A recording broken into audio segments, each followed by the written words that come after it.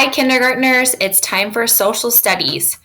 Today we are going to start a new unit called Children's Lives, comparing long ago to today. Our checklist for today, we're going to review the objectives. Then you're going to watch the lesson video, which is what you are doing right now. You're going to complete the assignment at the end, and then you're going to go back to Google Classroom and click Mark as done. The objectives for today. The content objective is, I can compare life long ago to life today. The language objective is, I can explain a way that life has changed from long ago to today. The only materials that you are going to need for today is your Chromebook, which is what you are using right now.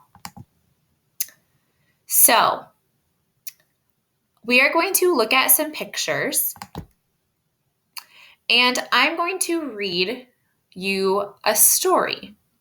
And in the story, there might be some tricky words that you aren't sure what they mean, but that's okay. I really just want you to look at the pictures and try to think about what I am reading to you.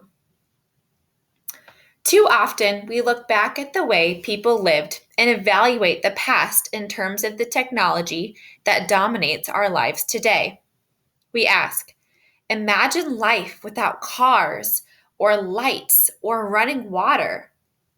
What if you had no refrigerator for your food, washing machine to wash your clothes, a radio to listen to music, or a TV to watch movies and your favorite TV show? What if you did not have a computer, or CDs, or cell phones, or credit cards? How did people survive without those things? If that is how you want to approach the past, ask yourself this. What invention do we now have that will make Iowans of the future look back and wonder how it made through the day?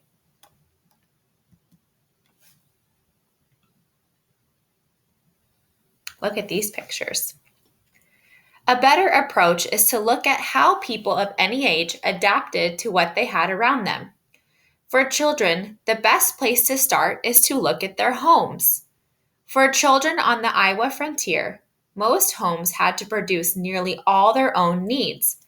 Children learned to contribute to the family's survival at an early age.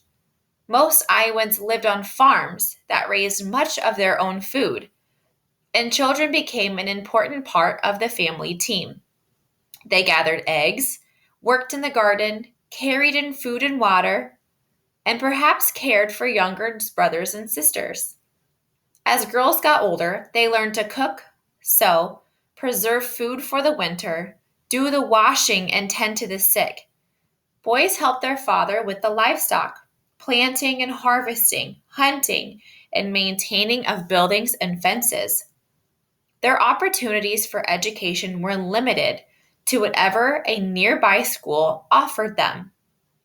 When there were heavy demands for their help on the farm, like during corn picking, older boys especially helped at home and went to school only when they could.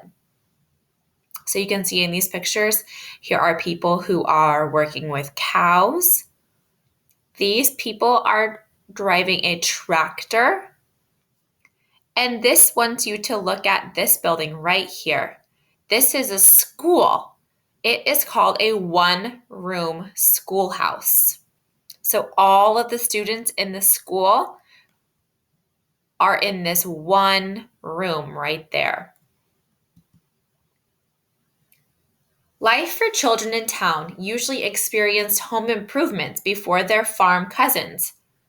Many towns installed electric systems in the years shortly before or after 1900 that brought electric lights, appliances like washers, dryers, refrigerators, and other conveniences.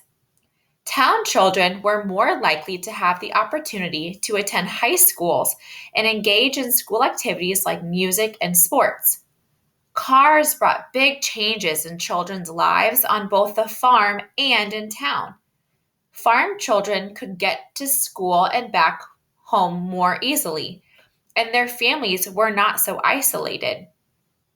All families found travel to neighboring towns for entertainment and shopping easier. Instead of producing so much of their own food and clothing, families were able to purchase more goods from local stores, relieving family members, including children, of some time consuming responsibilities, but making them more dependent on the father's income. The invention of computers, the internet, and cell phones greatly enhanced opportunities for everyone in the family, and children could connect with friends and the outside world in ways that pioneer families could not have imagined. What do you notice in these pictures? Here's a car or an automobile. In this picture, you can see the different automobiles, some buses. Ooh, what do you think this woman is doing? Look at this picture. What do you notice?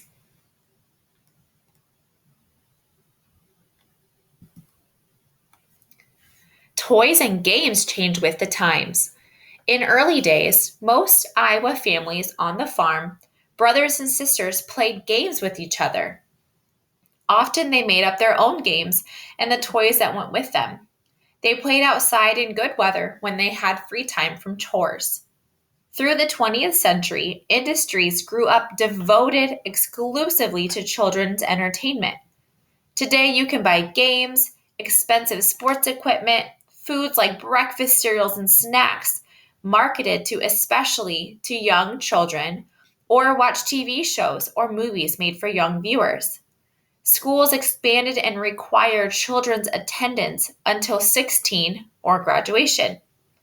More and more young people attend college.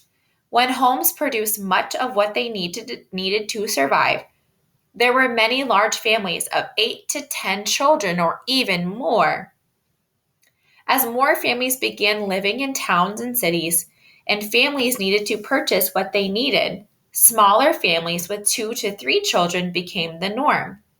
Children's lives reflected the opportunities and cultures in which they lived. As the culture changed, especially with new technologies, families adapted and childhood changed.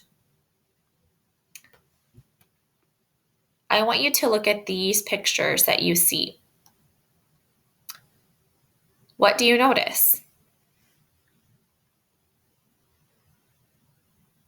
Do these pictures look like something you might see today? Or do they look different?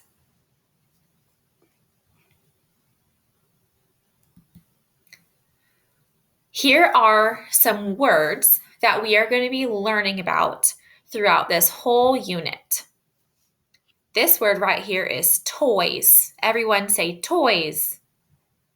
Toys are objects to play with. This word says play. Everyone say play. To take part in something fun and enjoyable is to play. This big word right here is transportation. Everyone say that with me. Transportation. Transportation are the ways people move themselves from place to place, like walking, going on a bus, a car, a train, a boat, or anything else you can think of. This other word right here is communication. Everyone say communication. Communication is the ways people exchange ideas, like sounds, words, symbols, writing, etc. Now, I'm going to take you back to your assignment for today.